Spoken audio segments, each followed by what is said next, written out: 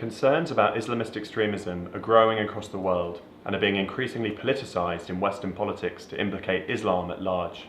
Yet there is a deficiency in evidence-based research into how such ideologies warp mainstream religious principles.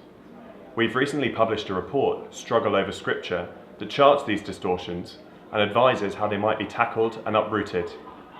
Using natural language processing tools and expert analysis, we studied over 3,000 documents from Islamist extremist and mainstream Muslim sources. We looked at how Salafi jihadis, non-violent Islamists, the mainstream and counter-narratives use scripture and scholarship to justify their respective stances. So what key findings do you need to know about our report? Firstly, our research provides evidence to show Salafi jihadi ideology is demonstrably distinct from mainstream Islam. Only 8% of the 50 most quoted Quranic verses in Salafi jihadi material were prevalent in mainstream texts. Secondly, the political Islamism practiced by groups such as the Muslim Brotherhood across its use of scripture, scholarship and content is far closer to the ideology of violent extremism espoused by ISIS and Al-Qaeda than it is to the religious mainstream.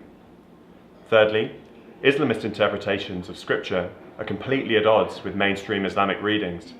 Central tenets such as fasting, prayers and preaching are relegated in extremist texts in favour of violent jihad and the caliphate. And importantly, religious counter-narratives are currently failing to tackle the key arguments peddled by extremists, only taking on 16% of the scriptural references prominently used by Salafi jihadis. What needs to be done in response to our findings? Evidence shows more effective counter-narratives need to be developed that are tailored towards attacking an extremist worldview in the right theological spaces. We also call for counter-extremism policymakers to empower credible Muslim voices to speak up and rebut distortions of their faith. Our report offers practical pointers on how this can be achieved. You can read the report's full findings and recommendations at institute.global, and please do share this video.